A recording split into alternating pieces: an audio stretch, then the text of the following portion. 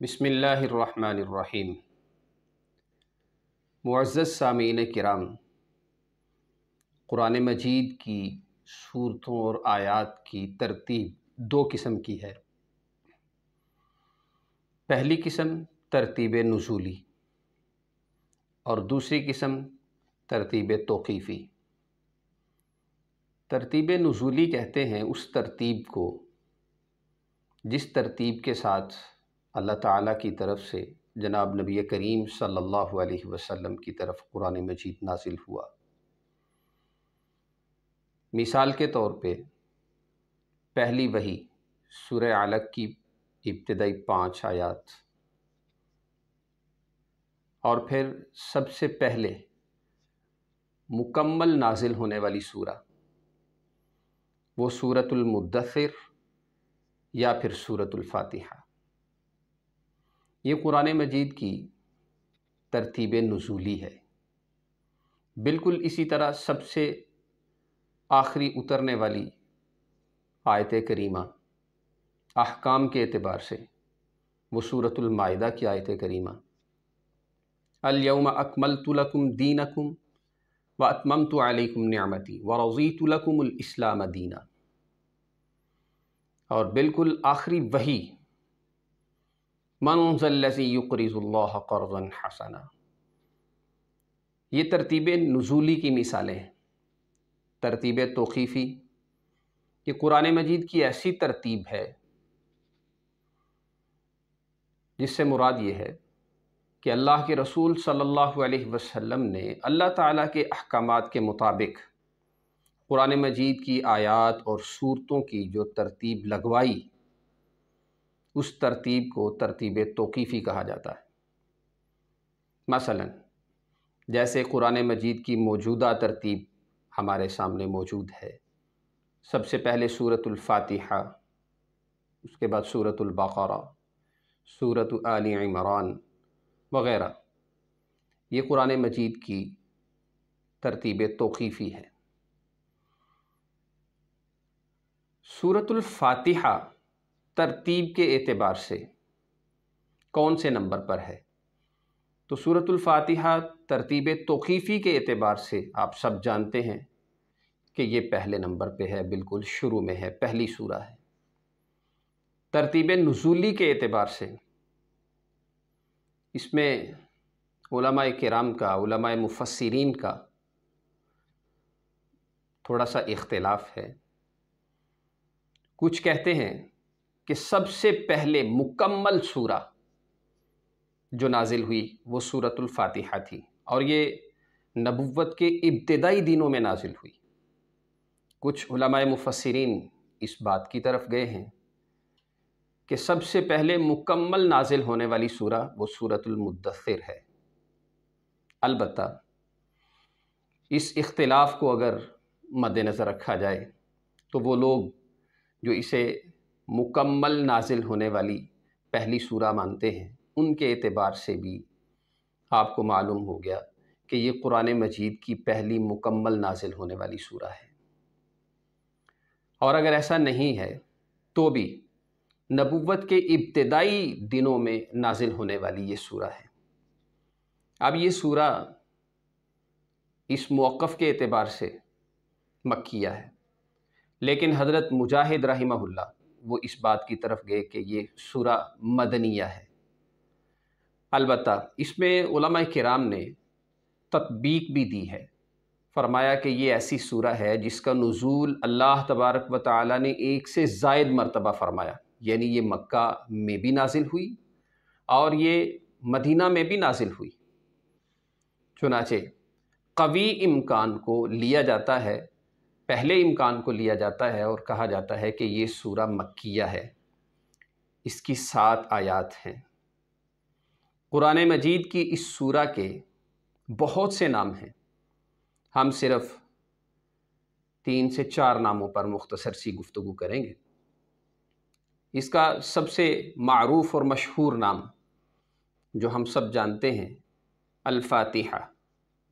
الفاتحہ کا مطلب جیسے ہماری زبان میں لفظ استعمال ہوتا ہے افتتاح، ابتدا، آغاز، چونکہ یہ قرآن مجید کی بالکل ابتدائی سورہ ہے، اس لیے اس کو سورۃ الفاتحہ کہا جاتا ہے۔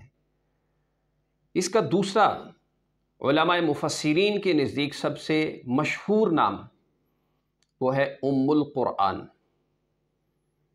یعنی قرآن مجید کا خلاصہ۔ یہاں ام سے مراد خلاصہ، مغز اور نچوڑ ہے۔ میں آپ کے سامنے آج یہ مختصر صورت میں یہ بات رکھنا چاہوں گا، اور جو شائقین علوم قرآن ہیں انہیں یہ بات بہت اچھی لگے گی کہ قرآن مجید کا خلاصہ کس طریقے سے ہے سورۃ الفاتحہ۔ حضرت علامہ شبیر احمد عثمانی رحمۃ اللہ علیہ فرماتے ہیں، قرآن مجید میں اگر مرکزی مضامین کو دیکھا جائے تو وہ یوں ہیں: توحید، رسالت، قیامت، احکام، ماننے والوں کے احوال، نہ ماننے والوں کے احوال۔ اور اگر سورۃ الفاتحہ کو بغور پڑھا جائے تو یہ 6 کے 6 مضامین سورۃ الفاتحہ میں بھی اختصار کے طور پر موجود ہیں۔ وضاحت یوں فرماتے ہیں، فرمایا الحمدللہ رب العالمین الرحمن الرحیم، یہ توحید ہے۔ مالک یوم الدین، یہ قیامت کا بیان ہے۔ ایاک نعبد و ایاک نستعین، اہدنا الصراط المستقیم، یہ احکام ہیں۔ صراط الذین انعمت علیہم، یہ رسالت کا بیان ہے۔ منعم علیہم یعنی انعام یافتہ لوگوں میں سر فہرست انبیاء کرام ہیں، اور انبیاء میں سر فہرست جناب محمد رسول اللہ صلی اللہ علیہ وسلم ہے، تو یہ رسالت کا بیان ہے۔ غیر المغضوب علیہم ولا الضالین، تو یہ نہ ماننے والوں کے احکام ہیں۔ اور پھر صراط الذین انعمت علیہم، ان میں آیت کے اس حصے میں جہاں رسالت کا بیان ہے تو وہاں منعم علیہم یعنی ماننے والوں کے احوال بھی بیان کیے گئے۔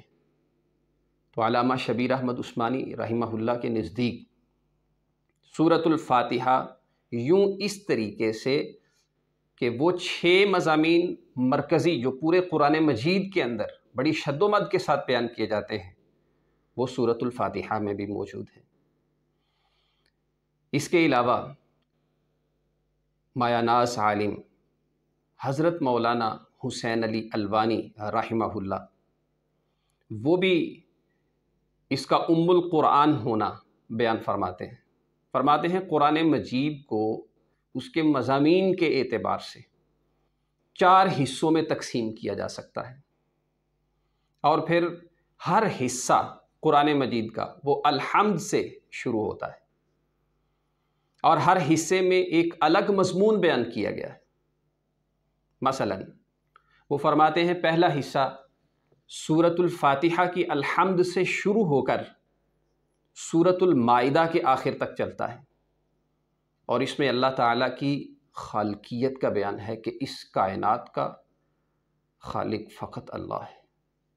دوسرا حصہ سورۃ الانعام سے شروع ہو کر سورہ بنی اسرائیل کے اختتام تک ہے، اور اس میں ربوبیت کا بیان ہے، یعنی کائنات کو نہ صرف پیدا کرنے والی ذات اللہ کی ہے بلکہ اس کو پالنے، اس کو چلانے والی ذات بھی فقط اللہ کی ہے، یہ دوسرے حصے کا بیان ہے۔ اور قرآن مجید کا تیسرا حصہ یہ سورۃ الکہف کی ابتدا وہ بھی الحمد سے ہے، وہاں سے شروع ہو کر سورۃ الاحزاب کے اختتام تک چلتا ہے، اور پھر اس حصہ کے اندر یہ بیان کیا گیا کہ جس طرح خالق اللہ، جس طرح پروردگار یعنی رب العالمین اللہ، بالکل اسی طرح تخت بادشاہی پر فائز بھی فقط اللہ کی ذات ہے۔ حقیقی بادشاہی، حقیقی تصرف، اختیار یہ فقط اللہ کا ہے۔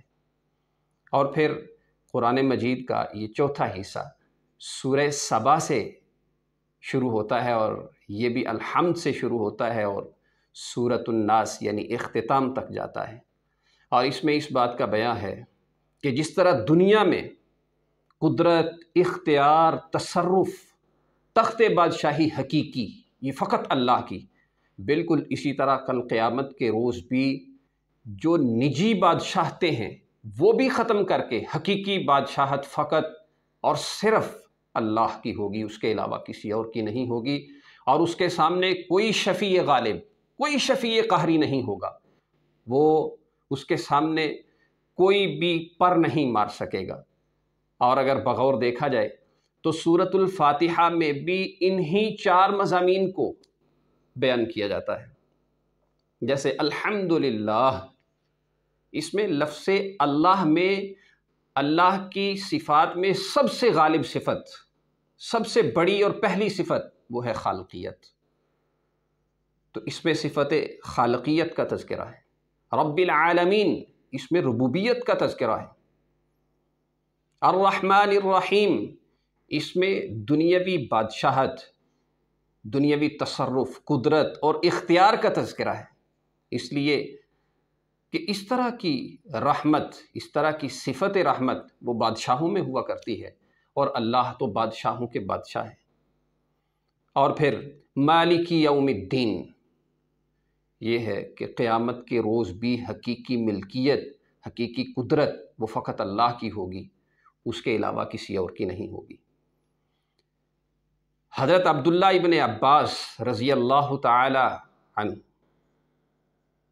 وہ فرماتے ہیں لِكُلِّ شَيْءٍ لُبَابٌ، ہر چیز کا ایک خلاصہ ہوتا ہے، وَلُبَابُ الْقُرْآنِ الْحَوَامِيم، اور قرآن مجید کا خلاصہ الحوامیم ہے، یعنی ایسی صورتیں جن کی ابتدا اور آغاز حامیم سے ہوتا ہے۔ اور پھر دیکھا جائے تو الحوامیم میں پہلی سورہ سورہ زمر ہے، اور اللہ تبارک و تعالی نے اس میں سب سے زبردست قسم کا مسئلہ جو بیان فرمایا فَاعْبُدِ اللَّهَ مُخْلِصًا لَهُ الدِّينَ، عبادت میں اخلاص، کہ عبادت فقط اللہ کی ہے، اللہ کے علاوہ کسی اور کی عبادت نہیں، کسی اور کے سامنے جھکا نہیں جا سکتا، کسی اور کی عبادت نہیں کی جا سکتی۔ اور اگر سورۃ الفاتحہ میں دیکھا جائے تو اس کا مرکزی مضمون بھی یہی نظر آتا ہے، إِيَّاكَ نَعْبُدُ وَإِيَّاكَ نَسْتَعِينُ۔ معزز سامعین کرام، قرآن مجید کی اس سورہ کا نام جس طرح سورۃ الفاتحہ ہے، جس طرح ام القرآن ہے، اس طرح اس کا نام تعلیم المسئلہ بھی ہے۔ مسئلہ مین سوال کرنا، تعلیم سیکھنا سکھانا، یعنی اس سورہ کا نام تعلیم المسئلہ رکھ کر یہ بات بتائی گئی کہ اے انسانوں، اے مسلمانوں، اپنے پروردگار سے اگر مانگنے کا سلیقہ سیکھنا ہے تو اس سورہ سے سیکھیے۔ سمجھیے، جیسے کسی گھر کے دروازے پر کوئی فقیر دستک دے تو وہ سب سے پہلے دستک دیتے ہی وہ مالک مکان کی تعریفیں شروع کر دیتا ہے، اس کے گن گانا شروع کر دیتا ہے، گاتے گاتے پھر جس وقت وہ سمجھتا ہے کہ اب میری سنوائی ہونے لگی گھر والوں کی طرف سے، تو اپنی مجبوریاں بیان کرنے لگتا ہے، اپنی مقہوریاں، اپنی کمزوریاں بیان کرنے لگتا ہے، اور پھر اس کے بعد جس وقت وہ سمجھتا ہے کہ اب مالک مکان کا دل موم ہو گیا تو پھر وہ مانگنا شروع کرتا ہے، اور پھر وہ مالک مکان صفت رحمت کو غالب کرتے ہوئے اس کو عنایت کرتا ہے۔ قرآن مجید کی اس سورہ کی طرف بھی غور فرمائیے۔ سورۃ الفاتحہ یہ فقیرانہ انداز بیان کرتی ہے، مانگنے کا سلیقہ ایک فقیر کی طرح سکھاتی ہے، کہ شروع میں دیکھیں جب پڑھنے والا پڑھتا ہے، جب مانگنے والا مانگتا ہے تو اپنے پروردگار کی تعریفیں شروع کر دیتا ہے، الحمدللہ رب العالمین الرحمن الرحیم مالک یوم الدین، یہ تعریفیں ہیں، یہ ثنائیں ہیں، یہ حمدیں ہیں۔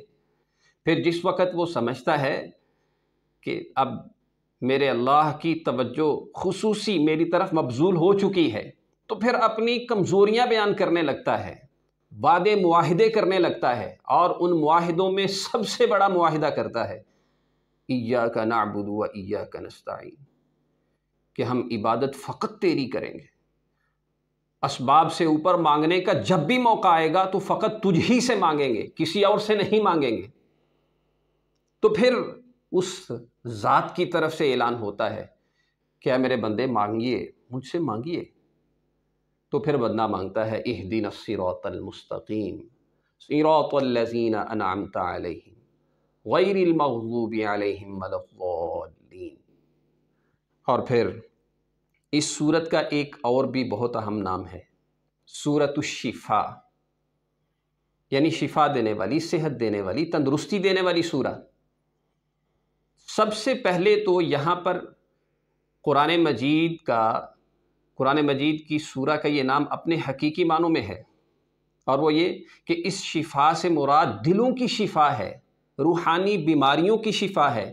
جس طرح انسانی جسم کو بیماریاں لگتی ہیں تو اس کے لیے ایجادات ہیں جن سے انسان کو شفا ملتی ہے، بالکل اسی طرح اس کی روح کو بیماری لگتی ہے تو اس کی روح کی شفا سورۃ الفاتحہ ہے اور قرآن مجید ہے۔ اور پھر اگر ہم بغور دیکھیں تو قرآن مجید ایک ایسی کتاب ہے، اور بالخصوص سورۃ الفاتحہ، کہ اللہ تبارک و تعالی نے اس کلام کے ذریعے ہماری جسمانی شفا بھی اس میں پنہا رکھی ہے۔ حضرت سعید خدری رضی اللہ تعالیٰ عنہ کی روایت مشہور کہ جب وہ ایک غزوہ سے اپنے ساتھیوں کے ہمراہ واپس ہو لیے، ایک قبیلہ کے قریب پڑاؤ کیا، راشن ختم ہو چکا تو ان سے مطالبہ کیا، انہوں نے دینے سے انکار کر دیا۔ شام کا وقت جیسے ہی قریب ہوا تو ان کے کچھ لوگ دوڑتے ہوئے آئے اور کہنے لگے کہ ہمارے سردار کو سانپ نے ڈس لیا ہے، کیا آپ کے پاس کوئی علاج ہے؟ لوگوں نے ان کو حضرت سعید خدری رضی اللہ تعالیٰ عنہ کے پاس بھیجا، تو وہ کہنے لگے ہاں میرے پاس علاج ہے، مجھے لے چلو۔ لے گئے تو کہا کہ علاج کرو۔ کہا اب فری میں علاج نہیں ہوگا، اب مفت علاج نہیں ہوگا، میں بکریوں کا ایک ریوڑ لوں گا۔ انہوں نے کہا آپ لے لیجئے، لیکن جو شفا کا کام ہے وہ کیجئے۔ حضرت سعید خدری رضی اللہ تعالیٰ عنہ نے کچھ پڑھ کر اس سردار کو دم کیا، وہ شفا یاب ہو گیا۔